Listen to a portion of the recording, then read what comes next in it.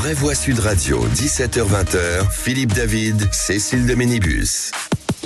On vous souhaite la bienvenue, les Vraies Voix, jusqu'à 19h, comme tous les jours, avec Philippe David. Cher Philippe David, comment allez-vous aujourd'hui ? Oh, chère Cécile de Ménibus, bonsoir, ça va très bien et vous voulez qu'on commence en musique ? Oui. Tiens, écoutez ça. Je reviendrai à Montréal. Et vous savez pourquoi ? Non ? Parce que Robert Charlebois fête ses 80 printemps aujourd'hui. Je l'adore. Joyeux anniversaire. Et c'est un chanteur que j'aime beaucoup. C'est vrai. et... Vous l'aimez bien? Ah oui, j'aime beaucoup Robert Un Charlebois. gars ordinaire, c'est juste Sensationnel. C'est vraiment, je pense que c'est Lindbergh. C'est la meilleure, Lindbergh. Alors, Ouais. j'adore Philippe Bilger. C'est La vrai, femme. vous l'aimez bien ? Ok. Super, quel enthousiasme. Je le connais tellement par cœur. Si vous allez à Montréal, ceci dit, allez dans la vieille vie de Montréal parce qu'il a son bar, Robert Charlebois. Il fait sa Et bière. il fait sa bière et il est super sympa. C'est toujours un bonheur de Sûrement, discuter il est avec très lui. sympathique. Il Ouais. est Je vraiment. confirme. Non. Mais mais pourquoi il chante? Vous êtes d'une méchanceté. Il chante mal.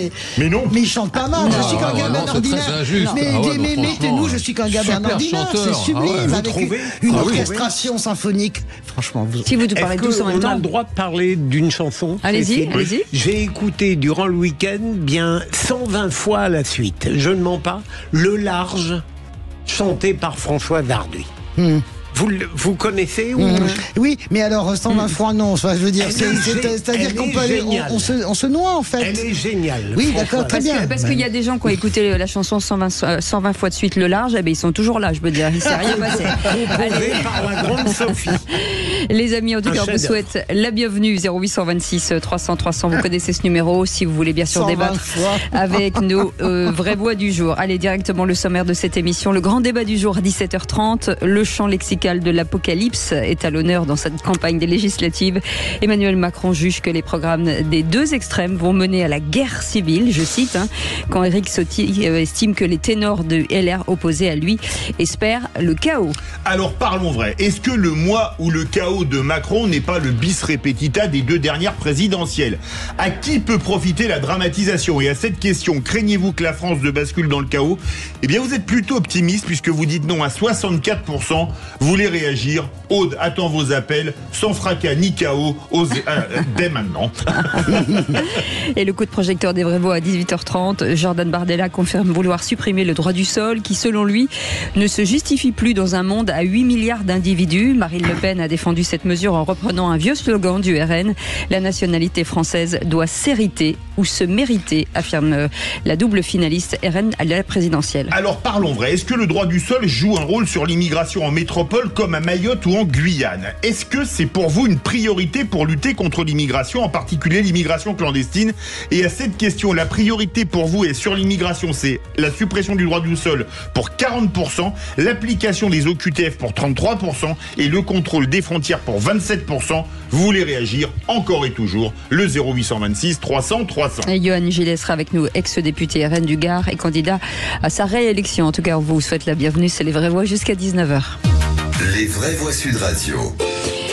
Il n'aime pas Montréal, il n'aime pas les chanteurs canadiens. Mais Philippe j'aime tant Bilger. d'autres choses. Mais il aime le Philippe large. Bilger. Commencez Il par aime le large. vous-même, Cécile. On peut dire qu'il est très hardi d'ailleurs. Merci Thomas. 121. La 121. musique, le refrain est à chialer. Quand je prendrai le large. D'accord. Tiens.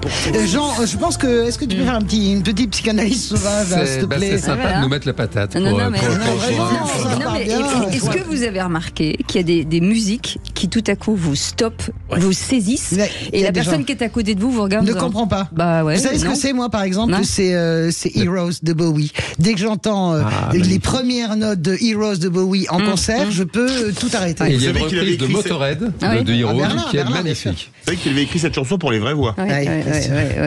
Bienvenue dans le loft avec Yvan Cujus. On comprend rien du tout. Pourquoi vous dites ça, vous êtes- Allez, direction le standard avec notre ami Hakim qui nous rejoint de Villeneuve-sur-Lot. Bonsoir Hakim. Bonsoir Hakim. Bonsoir Cécile, bonsoir Philippe, bonsoir à toute l'équipe. Bonsoir, François, Hakim. Philippe. Salut Hakim. Ah, quel Hakim, plaisir. de quoi parlons-nous dans un instant? C'est quoi votre coup de gueule? Oui, mon coup de gueule, c'est sur tous ces gens qui ont critiqué vertement Raphaël Glucksmann sur ses positions du conflit à Gaza. D'accord, et ben vous bougez pas, on va directement au 0826 300 300 avec un autre coup de gueule peut-être. Oui, Richard Toulouse. J'écoutais M. Porato, il a raison sur le fait que ça sera très difficile de gouverner avec le front de gauche. Ils auront des dissensions. Donc, ils vont être confrontés à la satisfaction de l'ensemble des forces en présence dans ce front. Et là, on commence à toucher le fond en termes de dépenses. Et je crois que ils seront incapables de gouverner si ce n'est en essayant à tout prix de satisfaire différents courants à coup de carnet de chèques, mais ce sera une catastrophe. Philippe Bilger, il revient, notre ami, sur le débat d'hier. Ouais. Richard de Toulouse. Oui, le grand débat d'hier. Moi, je trouve que l'unité du nouveau Front populaire est apparente. Et que donc il y aura forcément des dissensions, tenant peut-être plus en raison de ma passion pour la psychologie et de mon immaturité politique, au heurt des tempéraments, plus qu'à la contradiction des programmes, parce qu'en gros, ils peuvent se réunir sur les programmes. Oui, bien sûr, le programme, en tout cas économique, ils l'ont tous signé, et en fait, ils l'ont signé sans aucune difficulté. Ça a été la chose la plus facile à signer. Tout le monde s'est mis d'accord sur augmentation des recettes, bien sûr. Tout le monde s'est mis d'accord sur redonner du pouvoir d'achat. Donc, je pense que j'entends ce que dit notre auditeur. Je peux imaginer. Ce programme, il est équilibré, il est chiffré. C'est pas le cas de celui de Bardella, pas plus que Gabriel Attal, il n'a pas besoin de le chiffrer puisqu'il est au gouvernement. Donc voilà, j'entends. Vous savez, la gauche, comme disait Jaurès, l'union est en combat. Mais c'est aussi la force de la gauche, elle est plurielle. Jean Dorido. Et je rejoins l'analyse de notre auditeur, Richard, c'est-à-dire que c'est vraiment une alliance vraiment purement électorale, le résultat de calculs circonscription par circonscription pour réussir à sauver un maximum de sièges. Ça s'appelle la politique, et en réalité, ils ne sont d'accord sur rien. Pas vrai, on prend entre les écolos, les communistes, sur le nucléaire, sur tout un tas de sujets. Il n'y a aucun point d'accord. Le seul dénominateur commun de ces gens-là, c'est de faire barrage. Ce sont des castors. Ça fait 40 ans qu'ils disent la même chose. Ils ne pensent qu'à faire des barrages. Ça ne marche plus. Mais ma foi, voilà. Mais moi, je trouve extrêmement méprisant parce que d'abord, ça veut dire que, comme toujours, vous n'avez pas lu les programmes. Eux sont méprisants, mais non, vous êtes incroyable de parler comme ça. Heureusement que la gauche est là pour faire barrage, parce que si on compte sur vous, on a déjà Marine Le Pen 3 fois au gouvernement. Allez. C'était qui à toi. Ah ben non, moi je suis tranquille avec mon bulletin de vote. Et donc t'as fait Castor aussi. Donc tu critiques pas les castors si t'as fait Castor. Excusez-moi, elle démarre bien cette émission. Allez, Hakim est avec nous, 0826 300 300. Hakim, un petit peu de calme peut-être avec vous ou pas? Oui, un petit peu Castor calme, ou pas Castor? Je crois qu'Hakim est prof d'anglais, alors. Allez. Castor. Castor, on le laisse parler surtout, on le laisse parler s'il vous plaît. Hakim, on vous écoute. Sur l'unité de la gauche ou sur... Non, sur les critiques de Glucksmann. Sur les critiques de Glucksmann. Contre Glucksmann. Oui, moi je voulais lui tirer mon chapeau parce que c'est pas facile pour lui. Je l'ai trouvé très courageux. Il a dénoncé des choses, les bombardements sur Gaza, la colonisation, etc. Et c'est normal aussi. Il a le droit aussi d'être solidaire, plus ou moins peut-être que pour des raisons culturelles, je ne sais pas, d'Israël et en tous les cas d'être soucieux de sa sécurité. Et on peut pas comme ça l'insulter. Et j'ai trouvé que les gens sont très durs avec lui. C'est pas facile pour lui. J'ai trouvé que son discours était tout à fait équilibré et ça rejoint un peu ce dont vous parlez à l'instant. C'est très bien qu'il soit rallié à la gauche parce que ça va permettre peut-être un petit peu aussi de rééquilibrer un peu les débats qui penchent un petit peu trop à gauche. Voilà. Oui, il a été très bien. Donc, je lui tire mon chapeau et c'est pas facile d'être à sa place. Ah non, ça c'est sûr. En même temps, le premier Glucksmann m'a beaucoup plu et je rejoins notre ami. Hakim. Le second m'a pas emballé par sa faiblesse. Ah, mais il n'est pas faible du tout, d'abord parce qu'il a négocié des circonscriptions. Il faut arrêter aussi de faire de Glucksmann une espèce de petit chaton effrayé qui s'est fait couper la queue. Ça n'est absolument pas vrai. Il a négocié des circonscriptions. Pas de social-démocratie, rien. Mais si, il a négocié le programme avec les copains. Glucksmann, il est dans le jeu, donc et je suis tout à fait d'accord. Voilà, il est revenu à la social-démocratie. C'est un peu décevant qu'il soit pas mis un peu plus en avant, vu que c'était à lui de le faire. La locomotive. Mais c'était à lui de le faire. La réalité, c'est que vous savez, voilà. Non, mais la réalité, c'est soit vous êtes vraiment un dieu de la politique, un leader, soit vous êtes un second couteau. Moi, je suis désolé. Imaginez Ségolène ou François Hollande, il en fait 14% quand on prédisait qu'ils en feraient 6. Vous croyez qu'ils font ça le dimanche soir à 20h? Oui, nanana. Non, ils disent OK, moi j'y vais et ralliez-vous derrière moi. Voilà. C'est la différence entre des puissances politiques et des gens qui ont du talent, Françoise, mais qui ne sont pas des grands leaders. Si vous permettez, je vais faire pareil avec la pub. Je vais y aller et vous allez vous rallier à moi.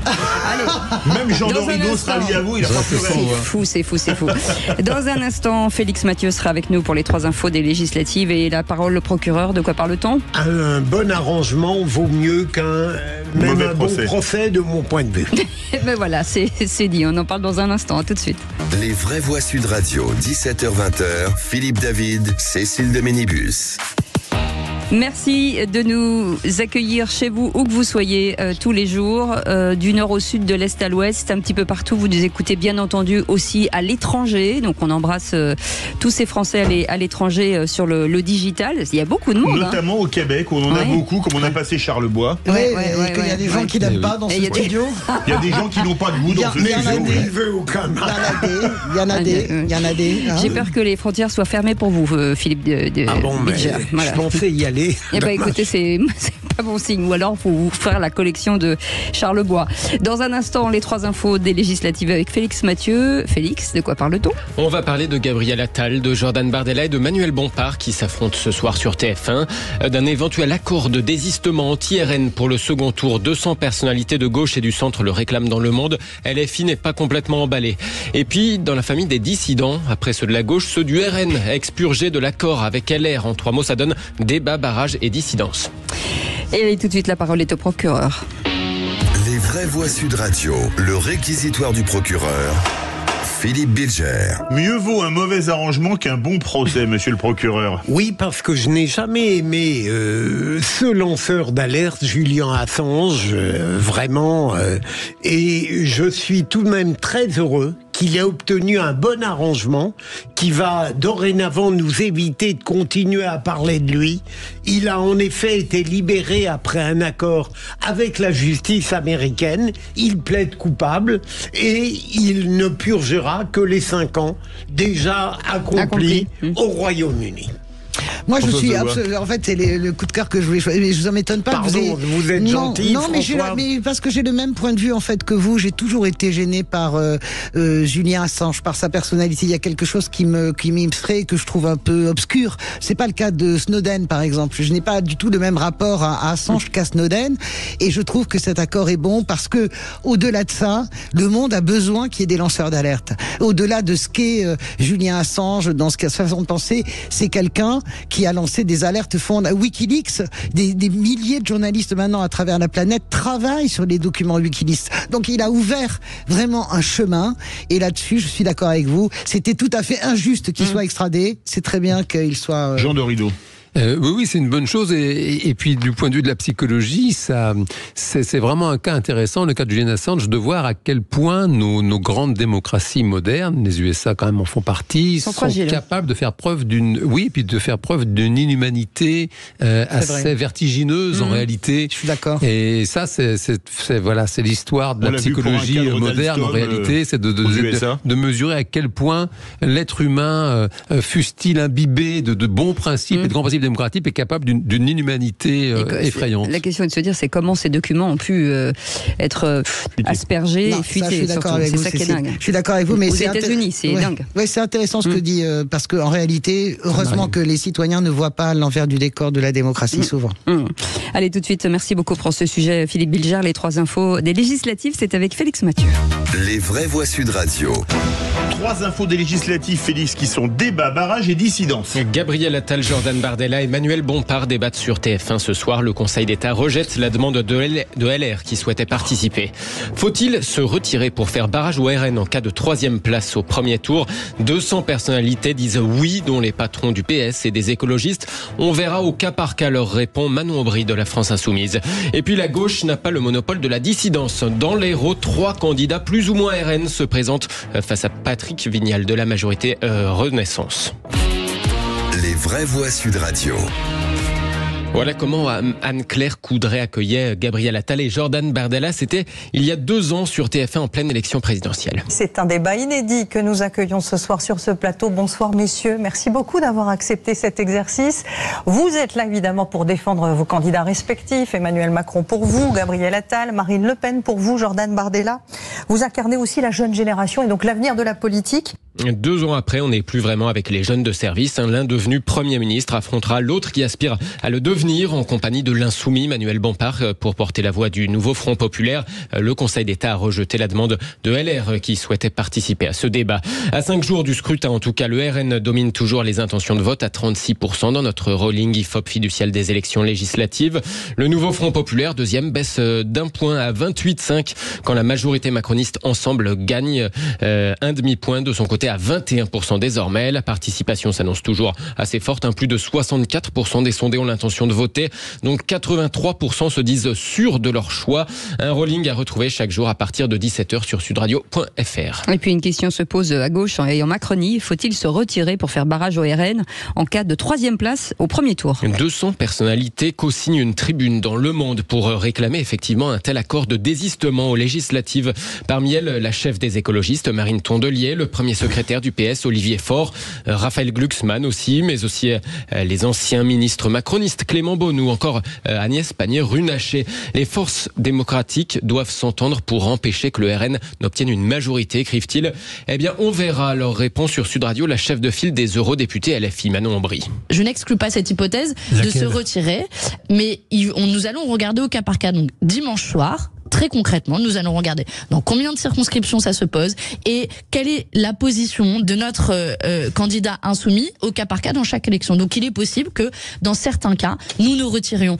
La clarté avec laquelle je vous parle ce matin, de dire que pas une voix ne doit aller au Rassemblement national, les macronistes en sont incapables parce qu'ils ont installé l'extrême droite au pouvoir ces dernières années. Manon Aubry de la France Insoumise avec Jean-Jacques Bourdin ce matin sur Sud Radio.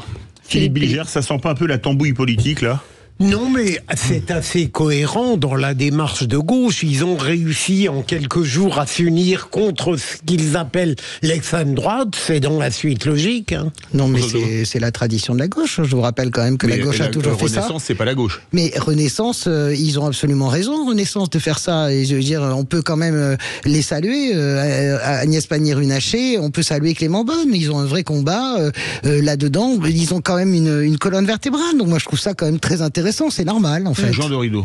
Écoutez, la démocratie, ça consiste à respecter le vote des Français. Bon, il y a des règles du jeu, elles sont tout à fait claires depuis très longtemps. Ou pas les législatives, c'est un scrutin majoritaire à 2 tours. Chacun agit en son âme et conscience. Toutefois, on peut souligner le fait que depuis plus de 40 ans, il y a une stratégie de barrage qui est faite. Ça n'a jamais empêché le Rassemblement national, anciennement Front National, de progresser auprès des électeurs. C'est une réalité. Donc après, chacun agit en son âme et conscience. Toutefois, je veux dire, à force, de toute façon, il y a un moment où la volonté des électeurs va finir par s'exprimer au Parlement. Bien sûr. Il n'y a rien de castrateur là-dedans. On en reparlera tout à l'heure, mais il n'y a rien de... Chers amis, on en vient à cette nouvelle histoire étonnante dans l'Hérault. La gauche n'a pas le monopole des candidatures dissidentes. Oh que non. Quand la direction nationale du RN laisse la place à un LR tendance Ciotti pour cause d'accord électoral, eh bien parfois, oui, les responsables RN locaux se rebiffent. Direction la 9e circonscription de l'Hérault, celle qui comprend une partie de Montpellier, Lunel et puis le front de mer. La place de Patrick Vignal, député Renaissance sortant, est extrêmement convoitée. Il y a 9 candidats, dont 3 tout à droite, plus ou moins proches du RN.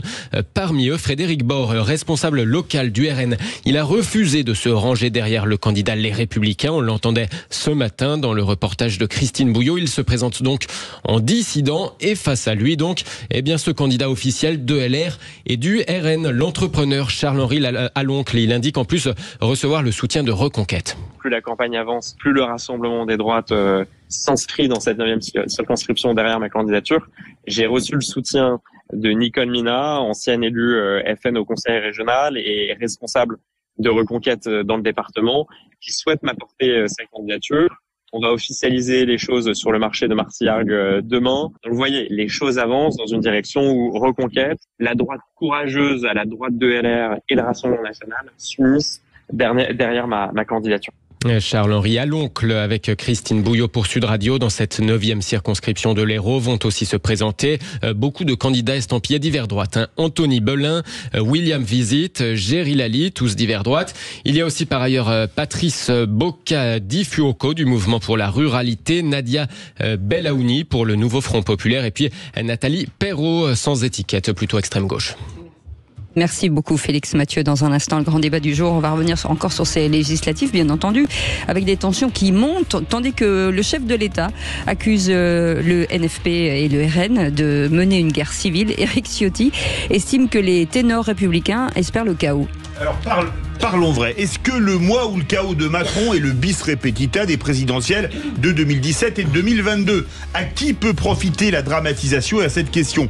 Craignez-vous que la France ne bascule dans le chaos ? Eh bien vous dites non à 66%. Vous voulez réagir ? J'attends vos appels au 0826 300 300. Et nous on revient dans quelques instants. À tout de suite. Les vraies voix Sud Radio, 17h-20h. Philippe David, Cécile de Ménibus. Et autour de nous, de cette belle table pour débattre avec vous au 0826 300 300, Philippe Bilger, Françoise Degois et Jean Dorido. Et vous, bien sûr, avec Hakim qui est avec nous de Villeneuve-sur-Lot. Et puis d'autres, si vous voulez, bien entendu. Aude vous attend. Et tout de suite, le grand débat du jour. Les vraies voix Sud Radio, le grand débat du jour.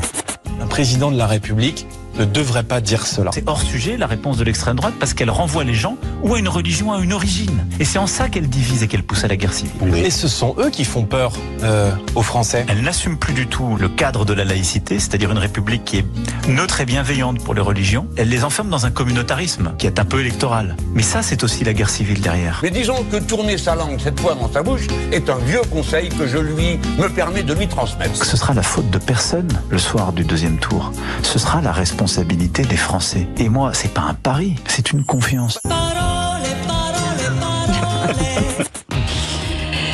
Et notre invité, Philippe, pour en parler. Ah non, les expressions anxiogènes se consomment donc sans modération dans cette campagne de législative. Emmanuel Macron juge que les programmes des deux extrêmes vont mener à la guerre civile quand Éric Ciotti estime que les ténors LR opposés espèrent le chaos. Alors parlons vrai. Imaginez-vous certains refuser le verdict des urnes et appeler au désordre. Pensez-vous que la France sera ingouvernable le 8 juillet au matin ? Et à cette question, craignez-vous que la France ne bascule dans le chaos ? Vous dites non à 66%. Vous voulez réagir ? Aude attend vos appels au 0826 300 300. Philippe Bilger, cette campagne chaotique avec, c'est vrai, des termes qui sont assez anxiogènes. Absolument. Alors, je crois que guerre civile, ça n'a jamais été utilisé par un président de la République. 3 observations rapides. La première, c'est que il est hallucinant de voir à quel point Emmanuel Macron se décharge en permanence de toute responsabilité et bien sûr de toute culpabilité en disant que ce sont les Français qui mettront en œuvre le désastre ou la sauvegarde. Deuxième élément, à propos d'Éric Ciotti, il faut être sérieux. Je trouve qu'il a eu du courage en obligeant la droite à revisiter les problèmes de son union, mais il exagère un petit peu et c'est faible lorsqu'il incrimine Laurent Wauquiez, alors que durant des mois, il l'a présenté absurdement comme un candidat naturel pour les Républicains et qu'heureusement aujourd'hui tout cela semble remisé. Et troisième élément, nous parlions de la gauche. Mon relancement, j'ai dit, est-ce que vous pensez que la France sera gouvernable le 8 juillet au soir ? Et voilà le point que j'ai la faiblesse de considérer comme le plus important. J'ai très peur qu'après le 7 juillet, si la démocratie faisait advenir le Rassemblement national à Matignon, il y ait des troubles, des désordres et des violences. J'en ai très peur. Françoise Degois. Écoutez, moi, je pense que c'est Emmanuel Macron, il est hors de contrôle maintenant. Et quand vous parlez avec des macronistes qui sont proches de lui, et nous en connaissons un certain nombre, pas les gens forcément que vous voyez à la télé, ils ne comprennent plus ce président. C'est-à-dire que chaque jour, on était à peine lundi, on commençait la semaine, on était déjà à la guerre civile. civile. Comment est-ce qu'on va terminer vendredi? Vous comprenez ce que je veux dire? C'est-à-dire qu'il voudrait fabriquer du vote Rassemblement National, il s'y prendrait pas autrement. En réalité, il pense que ça va rapporter des voix pour lui c'est ce qu'il vous dit de penser. Mais la réalité, c'est qu'Emmanuel Macron, il sait très bien que sa majorité est cuite. Vous comprenez bien que dans une législative, quand à 3 jours d'un vote, vous êtes à 20%, le troisième dernier, vous ne vous sauverez pas. Il est pas bête, il connaît la dynamique. C'est pas l'arithmétique, c'est la dynamique politique. Donc, soit cet homme a décidé d'être dans le déni total, et c'est pas moi ou le chaos, il est le chaos. Depuis le jour de la discussion, il est devenu lui-même le chaos. Donc, soit il considère aussi de façon très cynique que finalement, la position la moins désagréable pour lui, il est tout à fait capable de réfléchir comme ça, ce serait un RN avec une majorité absolue. Il y a des gens dans son camp qui pensent ça. Cette théorie, elle vient pas de moi, Françoise de Goix, qui suis labellisée à gauche. Elle vient de gens dans son camp. Vous ne mesurez pas la haine. La haine. Je n'ai jamais vu ça, même au moment de Chirac, quand il a dissous. La haine que son camp a pour ce président, dont il considère qu'ils ne le comprennent pas et qu'il est devenu fou. Et en réalité, qu'il les a précipités. Il nous a tous précipités dans un enfer général. C'est pas un problème de RN ou de front de gauche, etc. Donc voilà. Je pense profondément que c'est une stratégie mûrement réfléchie d'un homme qui sait parfaitement que les carottes sont cuites pour sa majorité, mais qui veut encore essayer de voir comment il peut s'éviter une situation ingouvernable, parce que, qu'il le veuille ou pas, ingouvernable, Emmanuel Macron, il démissionnera, il ne pourra pas faire autrement. Jean Dorido, il y a l'approche du psy, parce que annoncer l'apocalypse, c'est quand même... Alors oui, non, c'est vraiment, je rejoins tout ce qui a été dit jusqu'à maintenant, c'est vrai que c'est très difficile de suivre ce président. Ce qui m'a vraiment frappé, pour compléter ce qui a été dit par mes camarades jusqu'à maintenant, c'est qu'en fait, il intervient sur un podcast qui s'appelle Génération Do It Yourself, qui est vraiment une niche, qui est écoutée par beaucoup d'investisseurs, d'entrepreneurs, de personnes qui sont déjà, pour le coup, ultra macronistes. Ce ne sont pas des gens à convaincre. Et donc, je me demande, ça sert à quoi? Plus personne ne l'écoute, alors ça se réduit, c'est une peau de chagrin, son audience. Donc, il parle à son audience. Est-ce que c'est pour se rassurer? Et je me demande, bien sûr, Françoise a raison de dire ce n'est pas un imbécile, le président, évidemment. Pour autant, c'est un fait qu'en psychologie, le déni, ça existe. Il y a vraiment des personnes qui basculent en réalité, qui ne sont plus dans la réalité partagée. Et c'est un fait que on a beaucoup parlé de la santé des présidents, notamment à l'époque de François Mitterrand, et c'est un vrai sujet, la santé d'un président. Là, c'est assez étonnant de voir à quel point il n'est pas dans le réel. Je vais juste rebondir sur une anecdote de quelqu'un qui l'a vu hier après-midi, et pour aller dans le sens que vous dites, ça sert à rien de faire des papiers là-dessus, on peut faire des journaux entiers, il l'a vu, les rumeurs. Là, c'est vraiment quelqu'un qui l'a vu hier après-midi, qui est ressorti glacé, parce que Emmanuel Macron continue de dire on va gagner. Donc alors, soit il promène le chien et il fait dégorger les escargots, soit on va dans votre théorie à vous, c'est qu'il est complètement, possiblement, dans le déni. Mais c'est pas tous, hein. Est-ce qu'il y en a certains qui adhèrent, Françoise? Je ne crois pas.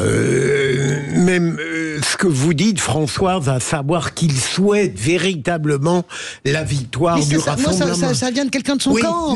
C'est pas ma théorie à moi. Non, mais votre explication, avant que vous citiez ça, c'était de dire qu'il souhaite profondément la victoire du Rassemblement. C'est le seul cas où il n'a pas démissionné, Philippe. Je ne le crois pas. En revanche, ce qui est frappant, et ça rejoint ce que vous dites, Jean, c'est-à-dire qu'il ne peut pas concevoir que son rôle n'est pas une finalité positive. C'est très dur pour quelqu'un comme lui de devoir admettre, et Gabriel Attal pourtant lui a donné un bon conseil sur ce plan, de devoir admettre que plus il se tait, mieux cela vaudra. Et en réalité, même pour sa propre cause, il n'est pas capable de se taire. C'est ça qui me paraît. Vous pensez qu'Emmanuel Macron a dynamité son propre camp? Vous pensez que non? Il peut peut-être gagner les législatives. Appelez-nous au 0826 300 300. Avec une réaction d'Hakim de Villeneuve-sur-Lot. Rebonsoir, Hakim. Oui, rebonsoir. Oui, à ce sujet, bon, d'abord, il y a un petit élément technique. On a de la chance, ça va tomber donc le 7 juillet, donc ça vous aura pas échappé, c'est les vacances d'été. Il y aura plein de jeunes qui vont partir en vacances. Vous avez plein de jeunes qui vont faire leur premier job d'été, qui vont travailler, qui ont besoin d'argent. Donc quand j'entends que ça va être la guerre civile et le chaos, je suis un petit peu... Moi, je suis très très circonspect. D'abord, je l'espère pas, et je trouve que ça fait pas très sérieux pour un président de la République de parler comme ça.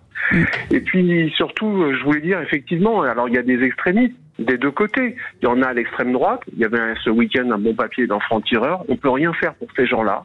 Ils attendent le grand soir, etc. Et puis, à l'autre bout de l'échiquier politique, vous avez aussi quelques bolcheviks qui rêvent à un espèce d'octobre 17, fous, furieux. Voilà, ce sont des gens qui existent, effectivement. Quelle est leur capacité de nuisance? Pour l'instant, c'est difficile à la mesurer. Il faut compter sur les services de renseignement.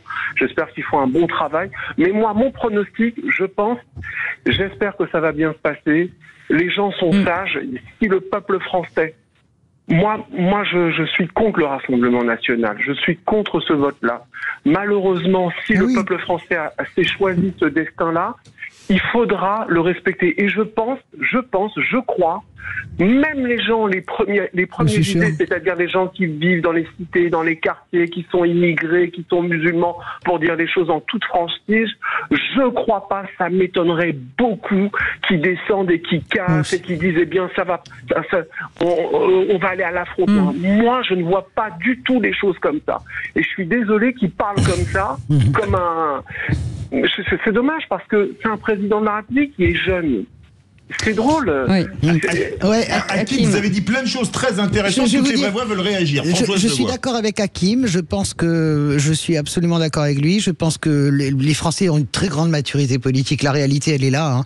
Et il y aura probablement des manifestations en disant si d'aventure. Deuxième point, je tiens à préciser qu'Emmanuel Macron, depuis une semaine, et Hakim l'aura noté, et vous aussi, enchaîne des mots qui sont jusqu'alors réservés à l'extrême droite. Quand sur l'île de Sein, il parle d'immigrationnisme, c'est l'extrême droite qui parle comme ça. Il a reparlé de décivilisation. La guerre civile, c'est un langage de droite et d'extrême droite. C'est un langage de putschiste, la guerre civile. C'est le langage des mecs de l'OAS, par exemple.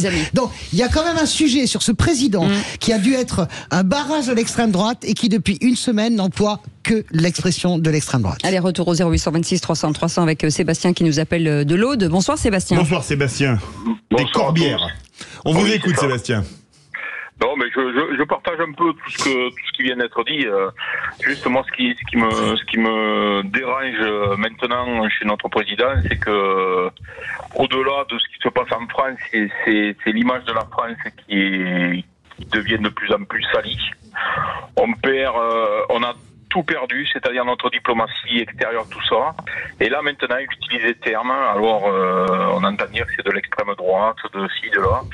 Moi, je pense que les Français sont très matures et que les blabla, c'est fini maintenant. Ça fait 40 ans qu'on mange cette soupe. Là, il est en train de vouloir nous faire croire que ce sera de la faute et de la responsabilité des Français ce qui va arriver dimanche et dans 15 jours.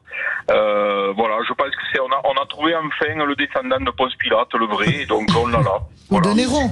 Ou de Néron. De Ponce Pilate, il se lave les mains. C'est-à-dire qu'il nous laisse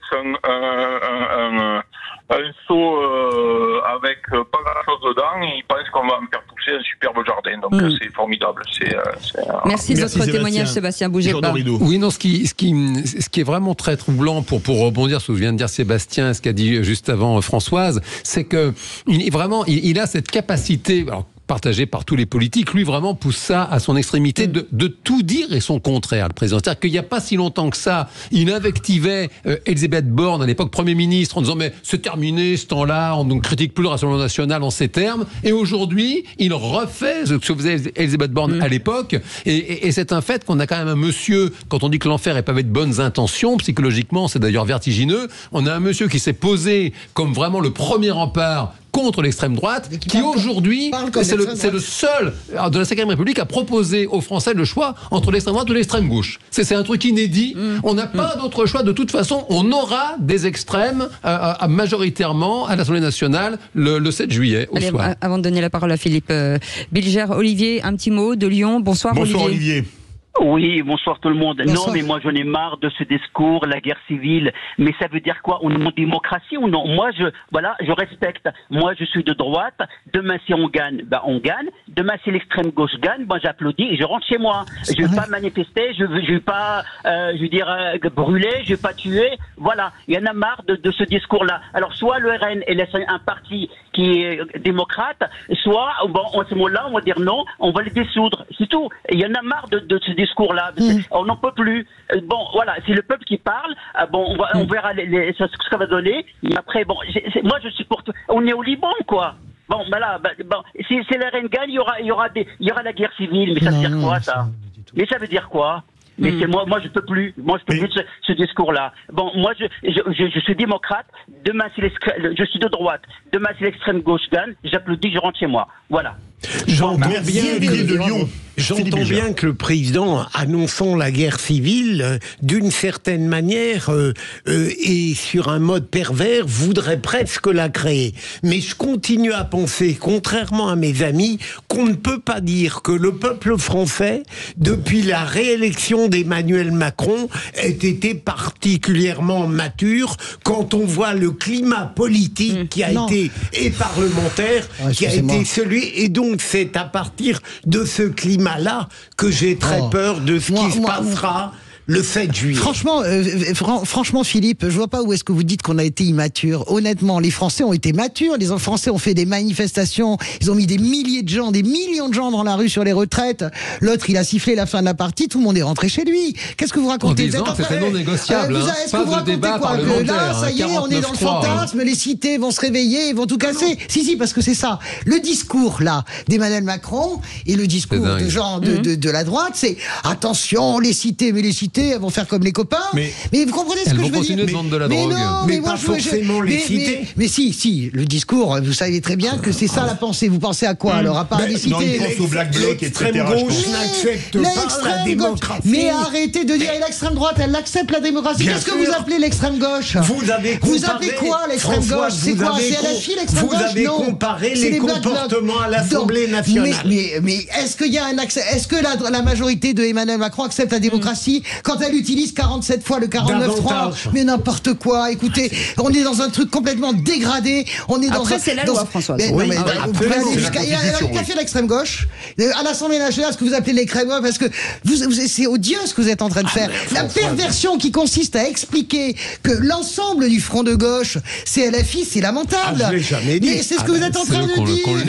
Et c'est ce que vous êtes en train de dire. François LFI a pris la main. Mais a pris la main en termes. Écoutez, on n'en est pas là. Moi, je vous dis juste un truc, c'est il faut arrêter de jouer avec ça, il faut arrêter de faire semblant d'avoir peur. Moi, je suis persuadé, comme le disent nos auditeurs, que les Français, dans leur ensemble, sont extrêmement matures et il n'y aura pas plus de casques de beurre en barre. Et d'ailleurs, ça n'arrivera pas parce que le RN ne sera pas majoritaire. Voilà. C'est une prophétie de Françoise de Gaulle. Voilà. Je gagne toujours mes paris politiques. Le 25 juin, décimèle près. Le 25 juin 2024. On vous aime quand même, hein, vous inquiétez pas. Allez, Hakim. Non, mais j'ai toujours gagné à la décimale près. Hakim, vous êtes avec nous? Oui, je suis avec vous, si je peux dire un petit mot. Oui, très rapidement. Ça m'énerve, je suis énervé. Si le RN gagne, comme il semblerait que le RN va gagner, et on annonce donc ce tsunami électoral pour eux, je pense que les premiers mots que le Premier ministre va prononcer, les premiers mots que Madame Le Pen va prononcer vont être très très très importants. Il faudra qu'ils pèsent vraiment leurs mots, qui pèsent chaque mot de leur phrase, parce que ça va avoir une résonance dans tout le pays. Et dans responsable politique, il y a le mot responsable. Eh bien, Hakim, vous restez avec nous, puisque vous êtes notre vraie voix du jour. On va descendre, on va prendre un peu de hauteur, plutôt. C'est mieux. Et on va jouer et s'invectiver, mais gentiment. Redoutable, il est. Hakim, vous bougez pas, on revient dans un instant. Et merci de votre fidélité à tous. 0826 300 300, on est ensemble jusqu'à 19h. Enfin, un peu moins le mardi et le jeudi. Pourquoi? Qu'est-ce qui se passe le mardi et le jeudi, Philippe David? On passe toujours à deux doigts de l'incident diplomatique. Elle n'est pas mauvaise. Elle est pas mauvaise. Elle est pas mal. Vous parlez de qui quand vous dites elle est pas mauvaise? Qu'est-ce que vous êtes débile. Mais oui, je suis très drôle, j'adore. C'est vrai qu'elle a un humour incroyable. Ça va mieux, on a toujours intérêt à flatter l'animatrice. Oui, absolument. Et vous le faites bien. Je trouve que c'est bien. Et pourtant, je pourfends l'arbitre Votre tabassage. On n'est jamais trahi par les siens. Votre tabassage pour règlement de compte, là, avec vos affaires mafieuses, ça a l'air de bien se régler, là. Si j'avais pu dire que c'était les filles qui m'avaient agressé. Mais c'est pas le cas. Non, c'est horrible. Allez, je comprends. Les amis, Hakim, vous êtes avec nous? Oui, je suis toujours avec vous. Eh ben, vous pouvez lancer le jingle. Les vraies voix Sud Radio, le quiz de l'actu. Et le quiz de l'actu avec Hakim qui est avec nous et qui est prêt à répondre en déant les 5 secondes si ça n'était pas le cas. C'est aux vraies voix de répondre à votre place. C'est une question à 1 point. Qui c'est qui l'a dit? Les milieux économiques, le patronat préfèrent Hitler au Front Populaire. Le MEDEF a choisi Jordan Bardella car c'est le Macron de rechange. Ah, ça, je pense que c'est Manon Aubry, elle l'a dit ce matin. Sur Sud Radio, bravo Hakim qui marque 1 point. C'est élégant. Bravo. Ce qui prouve qu'il est fidèle. Oui. Je dis ça, je dis rien. Il y en a, paraît-il. Qui c'est qui l'a dit à 1 point? Quand on a 2 peuples qui s'érigent sur le même sol, on court inévitablement à la guerre civile, les Français et le peuple islamo-gauchiste. Éric Zemmour, ça. Bonne réponse. Qu'est-ce qu'il est fort, j'allais le dire. Alors qu'on avait le choix. On avait le choix entre tous les affreux sont là. Hakim, je crois que les vrais voix vous demandent de vous arrêter. Excusez-moi, vous êtes baladure avec Hakim là. Oui. Non, mais Hakim, le poussez pas là-dedans, rien en plus, vous. Mais il a bon goût. Allez, elle vaut 2 points celle-ci. Qui c'est qui l'a dit? Nous ne faisons pas confiance au nouveau Front Populaire. Hakim, c'est une femme. C'est une femme. Nous ne faisons pas confiance au Front Populaire. Candidate à la dernière présidentielle. À la présidentielle. Ah, je sais qui c'est. Non, Valérie Pécresse. Non. Pécresse, non. Anne Hidalgo. Non. Mais une femme candidate à la dernière présidentielle. Nathalie Arthaud. Bonne réponse de Jean Dorido. Qu'est-ce qu'il est bon, moi je suis bicyclette. Nathalie Arthaud. La meilleure d'entre nous, mais oui, bien sûr. Eh, dis donc, t'as pas de point non plus, Bilger. Moi non plus. Il adore qu'on j'ai l'appelle décidé Bilger. de laisser tomber, j'ai gagné hier. Oh là là, quelle modestie. Oh, le chambrage. C'est important de le rappeler quand même. J'ai gagné hier. L'air de rien. Oh les gars. On a une certitude, votre deuxième prénom, c'est pas Modeste. Hein. Là, je me la Qui c'est qui l'a dit à 3 points? J'appelle le président à faire preuve de responsabilité et donc à ne pas démissionner. Hakim. Alors ça doit être un proche de lui, donc je dirais quelqu'un de proche. Bruno Le Maire? Non, Aurore Berger. Non. Gabriel Attal. Non. C'est un berger. C'est un ancien ministre. C'est un maire. Maire de ville. Carloville, Olive. Non, Philippe. Non, une ville où on fait de la moutarde et du brie. Repsamen. Copé. Bonne réponse. Il n'y a pas de brie à Dijon. Le brie de Meaux et la moutarde de Meaux. Il y a la moutarde à Meaux. Est-ce que ça fait 2 Et points elle là? me monte au nez, hein, vous êtes Ça fait 3 points là. Attention, je remonte. Attention, ça va vite. Vous n'allez pas pouvoir vous refaire. Attention, c'est qui c'est qui l'a dit à 3 points sur les promos sur les propos d'Emmanuel Macron sur la guerre civile et assassinat. La vie d'alcool est dangereuse pour la santé. Pour mettre le feu, il est toujours là. Hakim. Pour mettre le feu, il est toujours là. Je dirais que c'est quelqu'un de l'opposition. Jean-Luc Mélenchon. Bonne réponse d'Hakim. Qui engrangent 3 points. en plus, il rêve. Je l'ai entendu. Il a dit ça hier soir sur France 2. Qu'est-ce qu'il dit?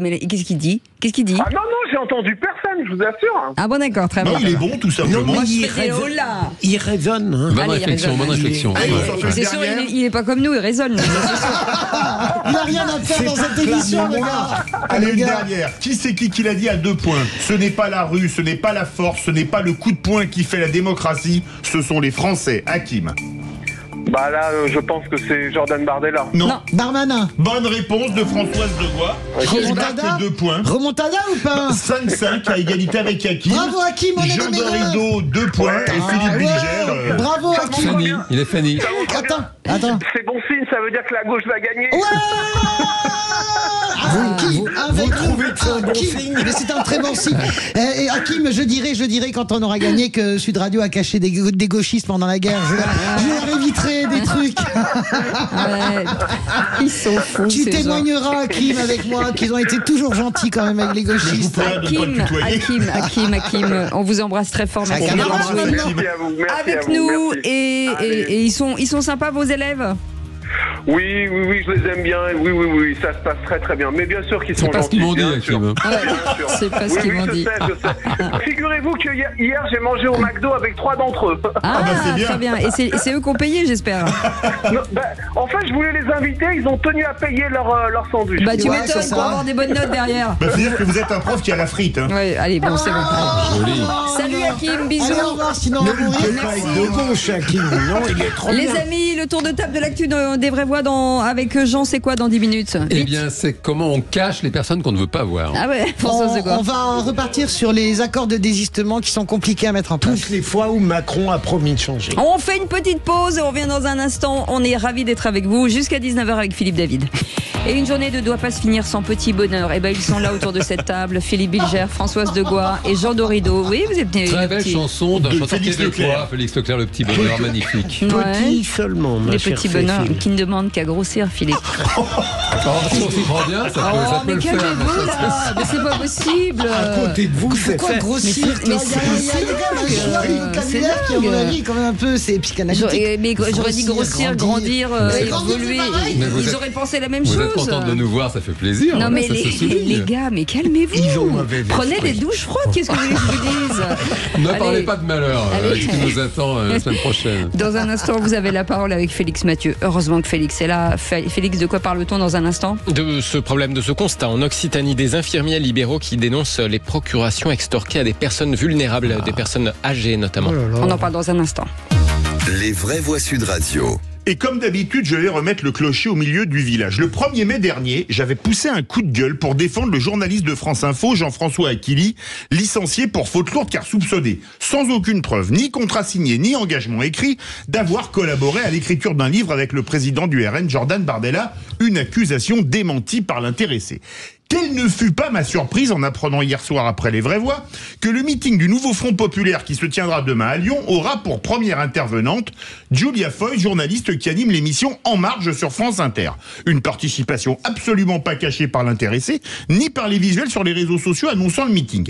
Et je ne comprends pas ce 2 poids 2 mesures où on vire sans preuve un journaliste soupçonné de connivence politique et où la participation assumée à un meeting en pleine campagne électorale ne pose aucun problème pour une autre. Comment expliquer l'absence de réaction de la direction alors qu'elle avait été ultra rapide et d'une dureté sans nom pour Jean-François Aquili? Est-il interdit d'être de droite sur le service public mais parfaitement accepté d'être de gauche? Maintenant je vous laisse imaginer, si Jean-François Aquili avait été soupçonné d'avoir collaboré au dernier livre de Jean-Luc Mélenchon ou de Sandrine Rousseau, aurait-il été licencié pour faute lourde? Poser la question, c'est y répondre. Philippe Bilger. Je vous approuve totalement, votre indignation est légitime et rappelez-vous, pourtant, par moment, on avait un peu d'espoir. La SDJ sur France 3, des journalistes avaient appelé à voter pour le Front Populaire et ils ont été suspendus. Donc je me suis dit, enfin on découvre les exigences de la déontologie.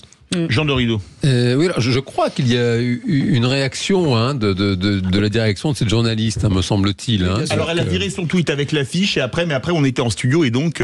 Voilà, donc je crois qu'il faut... Voilà, mais déjà la question, ça pose quand même question, parce que c'était dit hier. Oui, mais moi, d'abord c'est pas une salariée, c'est pas quelqu'un c'est pas Jean-François Aquili. Jean-François Aquili, il est salarié, c'est un de mes meilleurs copains, donc je sais très bien, et de toute façon c'est indigne ce qu'a fait France Info. Mais je suis tout à fait d'accord, et je pense que les mesures tombent. Regardez ce qui se passe avec Sophie Dravinel.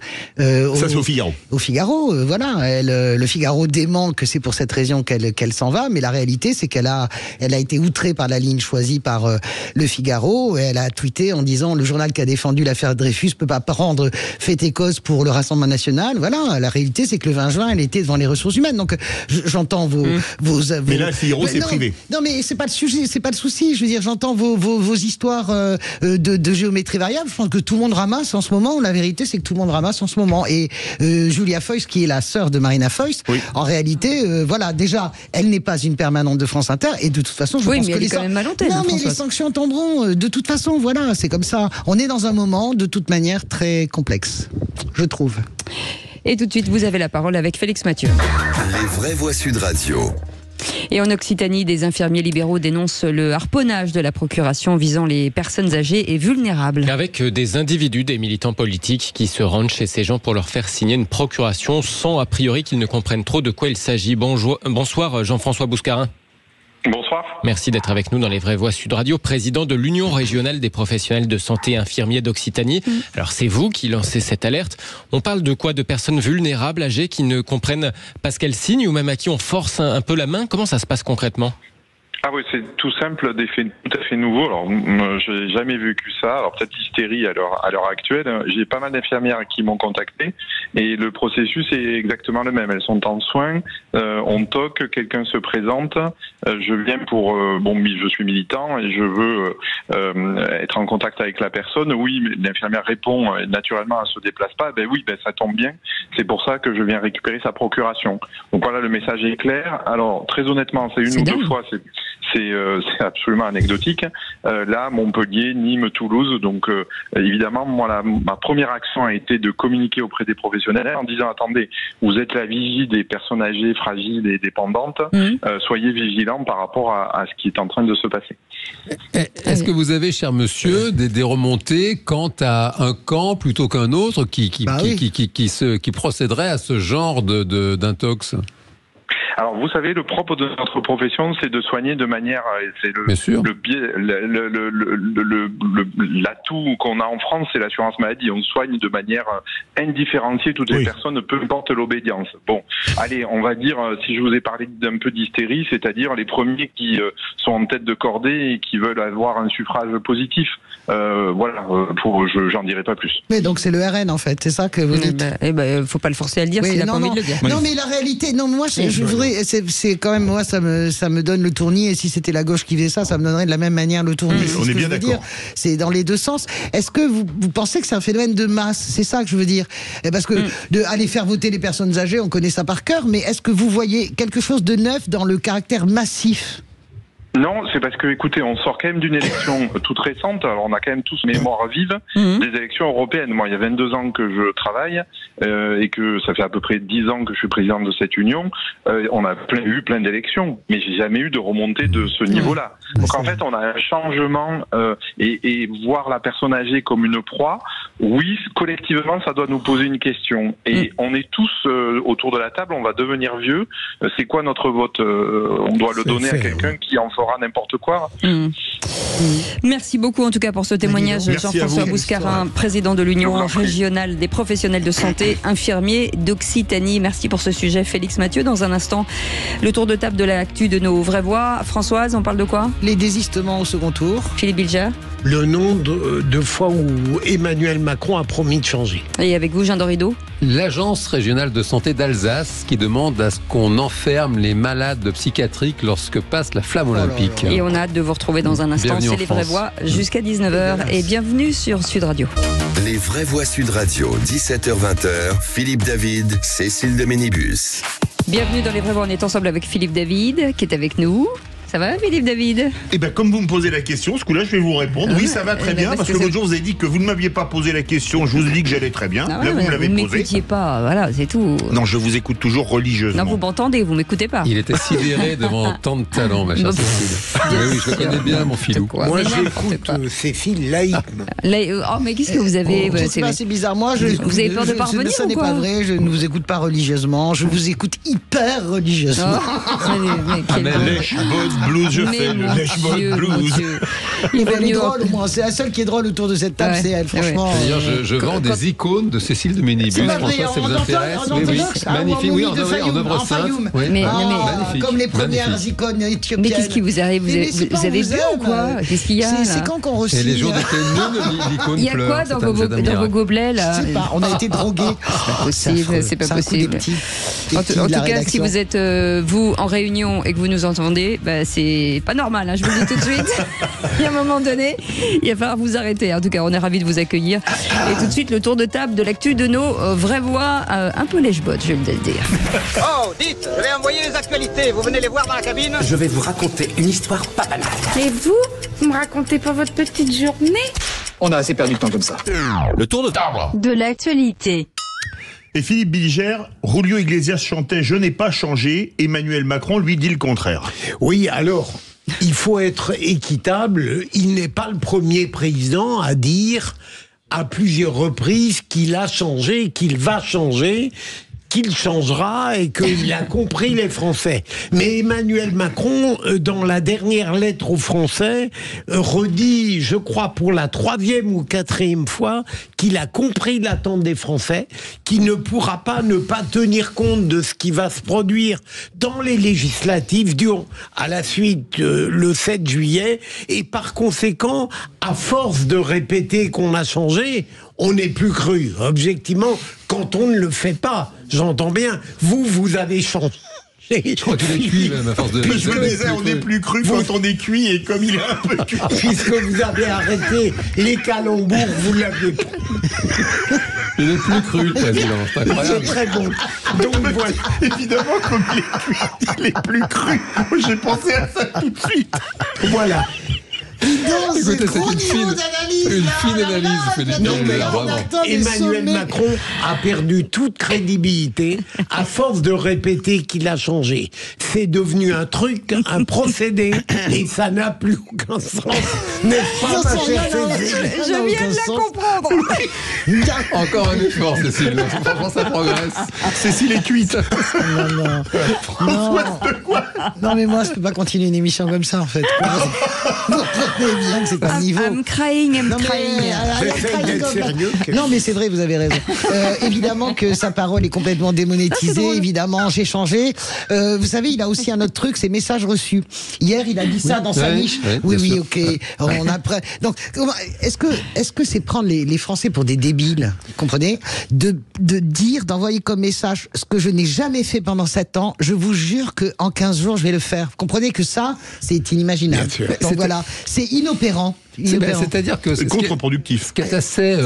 Ça fabrique du vote RN, c'est sûr. Ce qui est assez fou dans cette histoire, c'est qu'on sait qu'Emmanuel Macron vient de la société civile, il a travaillé dans le privé, et il est forcément passé par la case de cours de management, vous savez, et vraiment, c'est un exemple de tout ce qu'il ne faut pas faire en management. C'est-à-dire que bien sûr, les managers, on leur apprend de dire j'ai bien entendu le message, je vais consulter tout le monde pour ensuite faire ce qu'il faut, mais c'est-à-dire que il faut que ce soit suivi des faits, parce que de toujours dire la même chose, c'est quand même depuis 2022, notre président n'a pas de majorité à l'Assemblée nationale. Donc il a quand même ce message des Français lui a été envoyé de façon très claire depuis 2 ans. Et effectivement, comme le disent mes camarades, de dire ça y est, c'est bon, message reçu, mais non, il a reçu le message déjà en 2022.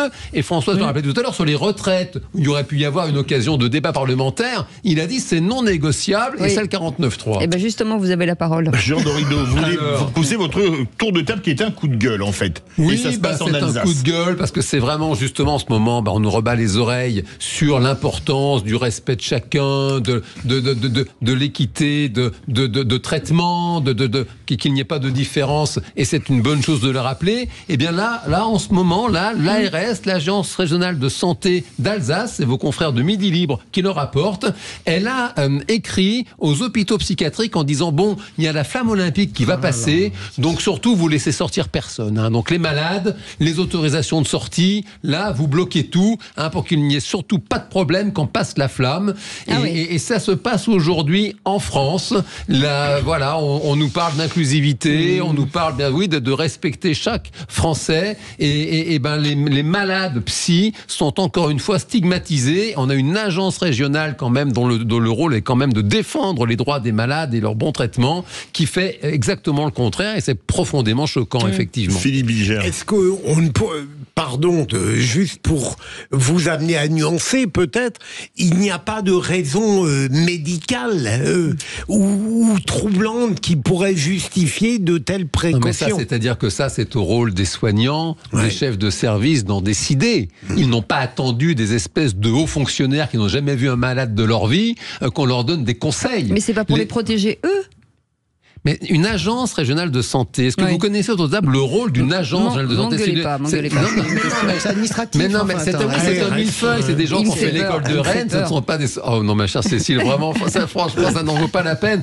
Non, mais ce que je veux dire, c'est que cette agence outrepasse complètement son rôle. D'ailleurs, pour être complet et un peu juste, ça a été rappelé par la préfecture, justement, du Haut-Rhin ou du Bas-Rhin, qui a dit, mais nous, il n'y a aucune ordonnance préfectorale sur le sujet. Parce que c'est évidemment à chaque équipe soignante de décider si un malade peut sortir ou pas par rapport à sa sécurité. Mais ça n'est certainement pas un quelconque fonctionnaire de l'ARS de donner ce genre de consigne qui est indigne, qui est une honte. Ça dit aussi l'état de la psychiatrie aussi, ça dit aussi à quel point les sociétés modernes n'arrivent pas à gérer la maladie mentale, on cache les fous, voilà. On faisait des électrodes, on faisait des électrochocs, maintenant on fait des électrochocs chimiques.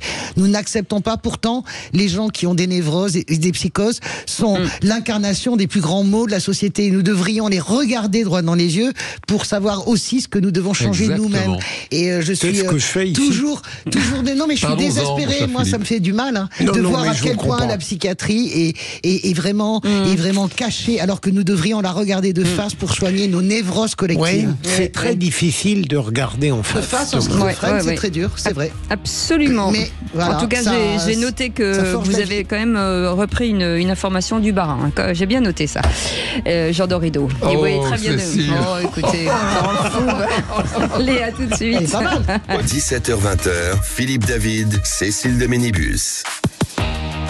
Ah, c'est bon ça. Le retour des vraies voix. Je fais des imitations de Philippe David. Oui. C'est bien ça. Il a un petit côté de Gaulle. Le retour des vraies voix. Ici, Londres. Avec Philippe Bilger, Françoise Degois et Jean Dorido. Est-ce qu'on devient fou ou bien, ou est-ce que il y a quelque chose qui se passe? Ça progresse quand même. J'ai l'impression quand même que là, oui, c'est cette promiscuité. Je pense qu'il est temps qu'on parte en vacances, les amis. Le tour de table de l'actu des vraies voix, sérieusement, Françoise, un sujet important sur la tribune dans le monde où la gauche et une partie des macronistes plaident pour un accord de désistement. Je pense que c'est très très intéressant ce qui est en train de se passer, parce que vous savez à quel point en réalité, la gauche c'est automatique. Alors on la moque souvent, la gauche, parce qu'on dit oui, à part être opposé au RN, mais personne ne comprend. Il faut comprendre que le combat structurel de la gauche, fondamental, c'est le combat contre l'extrême droite. C'est historique, ça a toujours été ça. Ça a été Matteotti contre Mussolini, le député Soalis assassiné. Non, mais c'est autre chose. Vous savez très bien que tous ces gens-là sont liés. Mais non, mais tous ces gens, ne m'interrompez pas. Je veux dire, je parle pas de ça. Je parle du combat historique de la gauche, c'est contre les fascismes, etc. Et donc, la réalité, si vous voulez, c'est que la gauche a toujours fait ça automatiquement. C'est la première fois qu'on demande un accord de désistement, et je pense qu'ils ont raison. Et le Rassemblement national a raison aussi, Ensemble a raison aussi de le faire. Pourquoi ? Parce que on a à peu près 80 à 95 circonscriptions où ça va se jouer. Une partie, ce sera le Front populaire face au RN, et une autre partie ensemble face au RN. Donc je pense que c'est très important. En 2022, je le redis, sur 80 circonscriptions, la gauche s'est désistée et a appelé à voter pour le candidat Renaissance. Ok ? Sur 45 circonscriptions, le candidat Renaissance a refusé d'appeler pour le candidat à voter pour le candidat NUPES. Ça ne peut pas, on peut pas jouer comme ça. On peut pas toute la journée être dans la majorité et dire ah là là, c'est affreux le Rassemblement national, et quand le moment arrive, oh là là, c'est affreux le Front populaire, comme si évidemment il y avait que LFI dans le Front populaire. Et d'ailleurs, même s'il y avait que LFI, on se bouche le nez puis on va voter. Voilà. Ce qui me gêne, c'est que je ne suis pas loin de penser que la gauche se fabrique de manière fantasmée des ennemis surestimés pour créer une unité factice. Moi, je pense que j'en ai marre que vous pensiez ça. Parce que vous mais non, mais je sais très bien quelle est votre théorie, Philippe. Mais c'est pas un ennemi factice, le Front National, le Rassemblement National. Il est pas, pour vous, il est factice, mais pour moi, il ne l'est pas. La suppression du droit du sol, pour moi, c'est pas factice. Vous comprenez ce que je veux dire? Toute la pensée du Rassemblement National sur l'immigration, ça n'est pas factice. Pour vous, ça l'est. Mais pour la gauche, c'est vraiment des lignes rouges. C'est pour ça que vous êtes de droite et que je suis de gauche, en fait. Voilà, mais ça fait partie de la tradition. Non, mais Philippe, ça fait partie de la tradition politique française. Vous ne pouvez pas disqualifier la gauche pour ça. J'aurais tendance à nuancer l'imaginaire convoqué par mes camarades Françoise Degois, parce que les liens, si vous voulez, d'inimitié entre l'extrême gauche et l'extrême droite sont assez fluctuants, et le fascisme n'est pas forcément un fascisme en chemise noire. Il y a un fascisme rouge, c'est une réalité. On a vu les bolcheviks, les Khmers rouges. On a vu dans un passé pas si vieux que ça en France, à quel point, justement, du côté des communistes, je citais Jacques Doriot, il y en eut d'autres, et il y avait des vrais... Pierre Laval, merci de le rappeler. Non, d'accord, ils sont partis du PS très vite, ils ont été même chassés. Je comprends, j'ai même de la tendresse pour cet imaginaire d'une gauche qui serait le premier rempart pour défendre la démocratie. Or, non, l'histoire nous apprend tout le contraire. Non, il y a des fascismes de gauche, et on trouve aujourd'hui dans les rangs de la France insoumise, donc qui fait partie du NFP, des personnes qui sont les héros à ELT d'un fascisme rouge. Comme c'est une très bonne chanson, mais c'était qui? Mais c'est une, ça c'est autre chose. On a des personnes fichées S, on a des personnes qui sont des activistes qui ont le culte de la prise du pouvoir par la violence et pas par les urnes. C'est une réalité. La presse a bien fait son travail. Jean, elle a recensé 40 candidats du Rassemblement national qui ont des propos xénophobes, racistes, antisémites et homophobes. 40. Ça n'absout pas les fascistes rouges qui sont dans les rangs de LFI. C'est pas mon problème, moi. Moi, je vous dis juste que globalement, le combat contre l'extrême droite est structurant de la gauche, et c'est très bien que nous passions des accords de désistement. Je ne suis pas sûr que le Rassemblement national soit un mouvement d'extrême droite. Mais je sais très bien votre relativisme, c'est pour ça que je m'en fous. C'est quand même des faits, il y a un principe de réalité qui existe. C'est plus le Front National de 1972. Tout ce qu'il pulse, toute la direction de sa pensée politique et va vers l'extrême droite, et tant pis si ça ne vous plaît pas, c'est la réalité. Françoise, merci beaucoup. Dans un instant, le coup de projecteur des vraies voix, on va revenir justement sur Jordan Bardella qui a listé ses mesures pour, je cite, la maîtrise de notre immigration et de la protection des frontières. C'était ce lundi 24 juin et il a confirmé sa volonté de supprimer le droit du sol. Alors parlons vrai, est-ce que le droit du sol joue un rôle sur l'immigration en métropole comme à Mayotte ou en Guyane? Parlons vrai, est-ce que pour vous c'est une priorité pour lutter contre l'immigration, en particulier l'immigration clandestine? Et à cette question, immigration, la priorité pour vous est 1. La suppression du droit du sol, vous dites oui à 41%. L'application des EQTF, vous dites oui à 32%. Le contrôle des frontières, vous dites oui à 27%. Et notre invité pour en parler, Yohann Gillet, qui est avec nous, ex-député RN du Gard et candidat à sa réélection. Bonsoir, merci d'avoir accepté notre invitation. Bonsoir. Est-ce que la suppression du droit du sol, est-ce que pour vous c'est une mesure anti-républicaine? Non, la suppression du droit du sol, c'est une mesure de bon sens. C'est une mesure de bon sens qui est d'ailleurs réclamée par une très grande majorité de Français. Pour une raison simple, devenir Français, ça s'hérite ou ça se mérite. C'est tout simplement cela, la vérité sur le droit du sol. Puis je vais vous prendre un exemple tragique. En décembre dernier, le terroriste du pont Bir Hakeim avait bénéficié du droit du sol. Il était devenu Français, non pas parce qu'il le souhaitait, mais il était devenu Français automatiquement parce qu'il était né de parents présents sur le territoire français. C'est pas logique, et donc c'est une mesure tout simplement de bon sens qui est demandée par les Français, et Jordan Bardella à Matignon supprimera ce droit du sol. On en parlera dans un instant. Soyez les bienvenus, 0826 300 300, vous voulez débattre, on vous accueille avec plaisir jusqu'à 19h. Les vraies voix Sud Radio, 17h-20h, Philippe David, Cécile de Ménibus. Pour commenter cette actualité, riche, on peut dire que c'est riche, voilà. Avec Philippe Bilger, Françoise Degois et puis Jean Dorido, Philippe David qui fait son petit ménage, voilà, il est content. Non, qui regarde les statistiques du vote just in time, pour vous dire en bon français. Allez, on vous souhaite la bienvenue, 0826 300 300, bien entendu, tout de suite le coup de projecteur des vraies voix. Les vraies voix Sud Radio, le coup de projecteur des vraies voix. Je suis plus enclin à m'opposer à la politique de M. Macron qu'à soutenir sa politique. À quel moment les OQTF vont devenir des obligations? À quel moment l'État va faire son boulot? Moi, je souhaite rétablir la sécurité pour tous les Français. On fera respecter la loi, mais nous, notre objectif, c'est de régulariser les personnes qui travaillent ici, qui cotisent ici, qui paient des impôts ici. J'entends d'abord supprimer le droit du sol. Je lèverai les obstacles à l'expulsion des délinquants et criminels étrangers. Le Conseil constitutionnel est carrément à gauche. M. Macron et M. Darmanin, ils ont battu ensemble tous les records d'immigration depuis 2017. Nous accordons chaque année de manière légale l'équivalent en titre de séjour de la ville de Toulouse. Et donc Jordan Bardella qui confirme vouloir supprimer le droit du sol qui, selon lui, ne se justifie plus dans un monde à 8 milliards d'individus. Alors parlons vrai, est-ce que l'immigration va peser lourd dans les votes des 2 prochains dimanches? Est-ce que les tabous sur l'immigration sont tombés, que ce soit le droit du sol ou le contrôle des frontières? Et à cette question, immigration, la priorité pour vous est, vous dites, la suppression du droit du sol à 32%, à 41%, pardon, à 32% l'application des OQTF et à 27% le contrôle des frontières. Et notre invité pour en parler, Johan Gillet, est avec nous, ex-député Rassemblement National du Gard et candidat à sa réélection. Merci d'avoir accepté cette invitation. Philippe Bilger. Merci à vous. Je comprends absolument ce qui est au cœur de cette volonté, par exemple, du droit de remplacer le droit du sol. J'ai toujours trouvé pertinente la dénonciation de cette catégorie de Français de papier qui n'étaient pas réellement français de cœur et d'esprit, mais tout simplement par un processus administratif automatique. Mais une fois que j'ai dit ça, j'ai conscience de faire preuve d'un jésuitisme intellectuel et médiatique. Je crois que la suppression du droit du sol pour quelque pouvoir que ce soit entraînerait trop de difficultés juridiques et politiques et serait contraire à une longue tradition.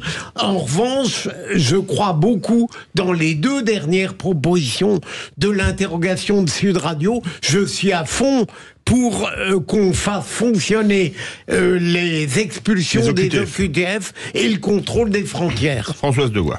Bon, le droit du sol, c'est de la flûte à bec. Hein. C'est évidemment du pipeau et Jordan Bardella, s'il arrivait au pouvoir, ne pourrait pas le faire parce que de toute façon, c'est insurmontable. Et c'est pas la peine de m'expliquer que ça ne l'est pas parce que ça l'est. La réalité, en plus, d'abord, c'est que c'est une tradition. Ça date du XVIe siècle, le droit du sol. Hein. Vous comprenez, c'est les rois de France qui commencent déjà. Oui, c'est après Marignan, en fait, c'est François Ier. Et donc le droit du sol, d'abord... C'est surtout la loi de 1889 de mémoire non, pour que... Le premier qui décrète le droit du sol, et ensuite la Révolution rajoutera le droit du sang, et on fonctionne sur les deux en France depuis plusieurs siècles, c'est François Ier. Donc la réalité, au lieu de... On va pas faire un cours d'histoire, mais c'est la réalité de ce pays. Je ne suis pas d'accord avec Philippe Bilger sur le fait qu'on transforme tous les enfants qui sont nés, qui sont automatiquement français, en français de papier. C'est indigne, cette expression. Parce que vous êtes en train de nous expliquer, en gros, que tous les enfants qui ont acquis la nationalité parce qu'ils sont nés sont tous des gens de papier qui ne sont intégrés à rien. Mais si, c'est ce que vous dites. La réalité, en tout cas, c'est ce que... Donc dites certains, dites une minorité. C'est quand même incroyable. Dans ce pays, ces gens-là payent des impôts, ces gens-là travaillent, ces gens-là fournissent. Vous imaginez combien il y a d'étrangers en France qui vivent, qui payent des impôts et qui n'ont même pas le droit de voter. Ils n'ont même pas le droit de dire, d'avoir leur mot à dire sur la question de qui les gouverne. Et pourtant, ils créent de la richesse. Donc tout ça, c'est de la flûte à bec parce que le droit du sol ne pourra pas être supprimé, à moins que vous inventiez un putsch constitutionnel. Et là, j'attends de voir avec Jean Dorido. Alors écoutez, c'est un sujet qui me touche beaucoup à plus d'un titre, et notamment je me rappelle quand j'étais gamin, en 86, donc première cohabitation Mitterrand-Chirac, Pasqua ministre de l'Intérieur, il y avait le projet la réforme du code de la nationalité. Et alors, ça avait déclenché des levées de boucliers absolument insensées. C'est un sujet délicat. Ça s'était terminé avec la commission Marceau-Long. Tout s'était arrêté. Et tout s'était arrêté en 88 quand Mitterrand était réélu. Parce que vous touchez à des trucs profonds. Il s'était rien passé. Il me semble que c'est pas sale de poser la question de comment est-ce qu'on devient français. C'est un petit club, la France. Vous l'avez rappelé, 8 milliards de terriens. La France, il y a 60 millions de personnes. 68 certes. Bon, ça reste un tout petit club quand même. Et donc, ça me semble être une bonne chose de se poser la question comment est-ce que on accède à avoir cette carte de membre du petit club. Et pour tout vous dire, au quotidien, moi, c'est un mystère. L'accès à la nationalité, c'est un mystère. J'ai dans mon entourage des personnes portugaises qui sont au quotidien des Français comme vous et moi, qui payent leurs impôts, qui travaillent depuis 30 ans, 40 ans, qui ont demandé la nationalité française et qui se la sont vus refuser. Non, mais ça, et je ne vous parle pas d'un cas isolé, c'est je vous parle de plusieurs... écoutez, alors moi, peut-être c'est des bonnets, il faudrait leur dire, François de Gaulle, vous les appellerez de ma part, mais moi je les connais, c'est des personnes très intelligentes, très sensées, et j'en connais plusieurs qui ont fait la demande, qui ne sont pas nés en France, qui sont nés au Portugal, qui travaillent mais depuis des 30, 40 ans en France, qui sont ultra francophones, qui ont fait la demande, donc ils ont vraiment ce désir de devenir français, et ça leur a été refusé à tel point qu'ils ont abandonné, ils ont dit voilà, je lâche l'affaire. C'est dommage parce qu'il suffit de 10 ans et c'est automatique quand vous êtes ressortissant de la communauté. Il faudrait que ça se sache. Expliquez-leur. Johan Gillet, alors vous êtes ex-député parce que RN du Gard, mais candidat à votre réélection, le sujet déchaîne les passions comme en 86, on dirait. Écoutez, l'absence de maîtrise de l'immigration depuis des décennies a conduit à la situation qu'on connaît aujourd'hui. A conduit notamment à ce que l'on ait un certain nombre d'étrangers, je ne mets pas tout le monde dans le même panier, il ne faut pas être dans la caricature, à avoir donc un certain nombre d'étrangers qui ne se sont jamais assimilés. Et le droit du sol est responsable en partie de cette situation. Il faut réexpliquer à ceux qui nous écoutent ou qui nous regardent ce qu'est le droit du sol. C'est devenir français automatiquement, administrativement, sans même le vouloir. Et je prenais tout à l'heure l'exemple du terroriste Dupont Bir Hakeim en décembre dernier, qui avait bénéficié du droit de sol, qui était donc français, alors qu'il n'avait pas souhaité l'être. Il aurait pu d'ailleurs demander lui-même la nationalité française à l'âge de 13 ans. Il n'a pas voulu la demander parce qu'il ne souhaitait pas devenir français. Mais à 18 ans, par non pas le Saint-Esprit, mais par le droit du sol, eh bien, il est devenu français. Donc, c'est normal que les Français aujourd'hui soient une grande majorité à réclamer la fin de ce droit du sol. Et donc c'est l'une des mesures que Jordan Bardella mettra en place une fois à Matignon. Il supprimera ce droit du sol qui n'a ni queue ni tête et qui est responsable de beaucoup de maux dans notre société. Philippe Bilger. Monsieur le député, futur peut-être... je trouve que votre argumentation est tout à fait recevable, je la comprends, mais est-ce que vous ne craignez pas que respecter ce point de votre programme, alors que naturellement, en ce qui me concerne, j'ai des doutes sur la manière démocratique dont votre victoire pourrait être accueillie, risque de créer des émois, des ébullitions... Bien au contraire. Et vous le pensez ? Bien au contraire, parce que vous avez... en France, vous savez, nous, au Rassemblement national, nous ne faisons pas de différence entre les Français. Qu'ils soient français depuis toujours, qu'ils soient français récemment. Un Français est un Français. Et donc, bien au contraire, les Français d'origine étrangère, ceux qui sont devenus français récemment et qui aiment profondément la France et qui sont fiers d'être français, et j'en vois tous les jours moi sur le terrain, eh bien eux aussi réclament la fin du droit du sol parce que eux aussi sont les victimes indirectes de ceux qui bénéficient de la nationalité française automatiquement, administrativement, et moi je le répète sans arrêt, mais nous sommes, nous au Rassemblement national, le parti de l'apaisement, et l'apaisement ça passe justement par le respect de chacun, et donc les Français d'origine étrangères sont aussi majoritairement contre le droit du sol parce qu'ils estiment qu'il faut tout simplement mériter la nationalité. Et donc moi je suis convaincu que c'est une mesure qui sera très favorablement accueillie par tout le monde. Les Français, les majorités, vous vous rendez compte de ce que vous êtes en train de dire? En fait, vous êtes en train d'expliquer en gros, parce que quel est le but? De quels étrangers vous parlez exactement?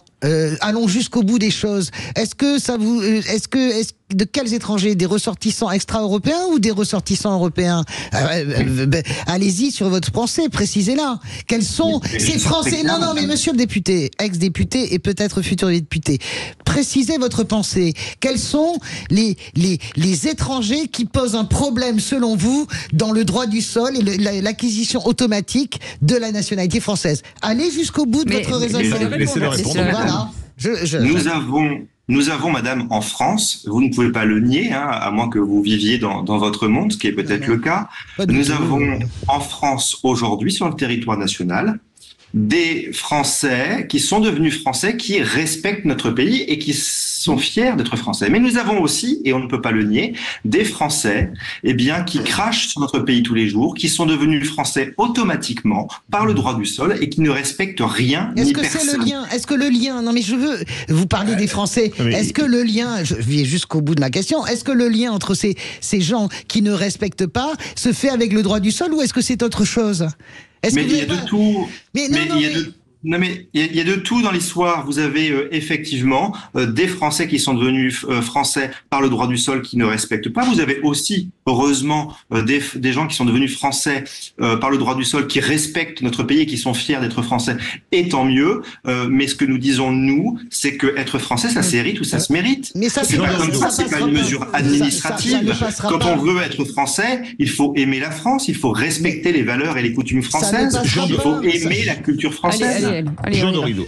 D'abord, il me semble, avant de poser ma question, important de bien distinguer, parce que là, on mélange, j'entends parler d'immigration, et ça n'a rien à voir, l'immigration, avec la nationalité française. L'accès à la nationalité, c'est indépendant. Alors, ça peut se rencontrer, ce sont des sujets qui peuvent se rencontrer, parce que quelqu'un qui arrive quelque part peut un jour aspirer, c'est légitime. Toutefois, il y a des pays qui s'y opposent. Je veux dire, vous pouvez, moi, personnellement, voilà, j'adore le Maroc, je serai jamais marocain. Voilà, c'est pas grave. Si vous êtes japonais, vous êtes obligé de choisir. Ça m'empêche pas de choisir la nationalité. D'aimer ce pays. Droit du sol aussi. C'est le premier point. Et du coup, la question, c'est que j'aimerais avoir une idée sur déjà combien de personnes deviennent françaises chaque année de façon, je dirais, réclamée, demandée. Ouais. Voilà, c'est pas mécanique. Voilà, elles sont pas nées en France de parents français. La règle de base, c'est quand même ça. Et dans ce nombre, combien chaque année de personnes deviennent françaises exclusivement par le droit du sol? Je veux dire, en fait, c'est de savoir combien de personnes nées en France de parents non français. C'est ça le droit du sol. En fait, vous êtes français quand vous êtes né en France de parents français nés en France. Bon, donc ça, c'est mécanique. Mais savoir combien chaque année il y a de personnes qui naissent en France de parents non français et qui mécaniquement deviennent français. Et la nuance qu'il faut entendre politiquement, ressortissants européens et extra-européens, parce que c'est bien sûr ces ressortissants-là qui sont visés. N'allez pas nous raconter des bananes. Chiffre déjà, tout confondu. C'est déjà un chiffre. Johan Gillet. Vous êtes dans la caricature, madame. C'est pas une différence entre européens et extra-européens. Là n'est pas la question. Si. La question, c'est comment est-ce qu'on devient français? Est-ce qu'il faut, comme dans le monde entier, dans la plupart des pays dans le monde, il n'y a qu'en France qu'on voit ça, est-ce qu'il faut des critères? Évidemment, oui. Est-ce que l'on peut donner la nationalité française n'importe comment? La réponse est non, et les Français y sont farouchement opposés. C'est bien normal. Aujourd'hui, quand on veut être français, encore une fois, au risque de me répéter, il faut aimer la France et il faut adhérer aux valeurs françaises. Donc, c'est pas une question non plus de quantité. La question, c'est de savoir si les personnes qui deviennent françaises méritent d'être françaises et aiment la France. Tout simplement, ni moins, mais excusez-moi, quand on a des Français, des personnes qui deviennent françaises par le droit du sol et qui méprisent la France et qui crachent sur notre pays à longueur de temps, en plus, c'est souvent au détriment des Français d'origine étrangère qui, eux, aiment la France et sont fiers d'être français. Ce sont les premières victimes, il faut le rappeler, les Français d'origine étrangère, de la submersion migratoire. Et aujourd'hui, beaucoup de Français, d'origine étrangère réclament eux aussi, évidemment, une politique migratoire qui soit plus ferme. C'est pour ça que Jordan Bardella a été très clair, parce que on peut faire toute l'émission sur le droit du sol, mais il y a beaucoup d'autres mesures que l'on propose, comme le retour, par exemple, du délit de séjour irrégulier sur le territoire national. C'est quand même du bon sens. Aujourd'hui, le fait d'être présent de manière irrégulière sur le territoire national n'est plus un délit. Comment ça se fait? C'est pas logique quand même. Il faut remettre les choses d'équerre. Il faut redire que quand on ne respecte pas la loi, derrière il y a une sanction. On ne peut pas tolérer ce genre de choses. La suppression, par exemple, aussi de toutes les dérogations qui empêchent les expulsions des étrangers. Vous parlez des EQTF. Là aussi, nous souhaitons mettre fin à toutes ces dérogations qui n'ont ni queue ni tête. Pardon, je vais y arriver. Parce que aujourd'hui, nous avons un certain nombre de freins administratifs et juridiques qui empêchent la France d'expulser les étrangers. Pas que, il y a aussi un manque de volonté politique de la part du gouvernement actuel, puisque Gérald Darmanin, il faut le rappeler, est l'un des pires ministres en la matière en termes d'exécution d'obligation de quitter le territoire, parce qu'on ne sait pas aussi se faire respecter à l'international. C'est ça la vérité. Quand on demande à un pays étranger de récupérer l'un de ses ressortissants, ce pays le refuse parce qu'il refuse de délivrer un laissez-passer consulaire. consulaire. Il faut que la France se fasse respecter. Mais globalement, il faut respecter la volonté des Français. La volonté des Français, c'est d'avoir une politique migratoire qui soit plus ferme. Et ils l'auront avec Jordan Bardella. Merci beaucoup, Johan Gillet, ex-député Rassemblement National du Gard et candidat à sa réélection. Et les autres candidats dans la première circonscription du Gard, Loumi Bourgol, droite issue de LR, Valérie Rouvéran de Ensemble, Isabelle Leclerc d'extrême gauche et Charles Ménard du Nouveau Front Populaire. Merci beaucoup Philippe Bilger, merci Françoise Debois, merci Jean Doido. Et dans un instant, on va vous parler des entreprises, créer une entreprise, transmettre ou racheter une entreprise ou faire le choix d'un associé. Et on vous explique tout avec l'Institut régional de la création et du développement des entreprises jusqu'à 20h. À tout de suite.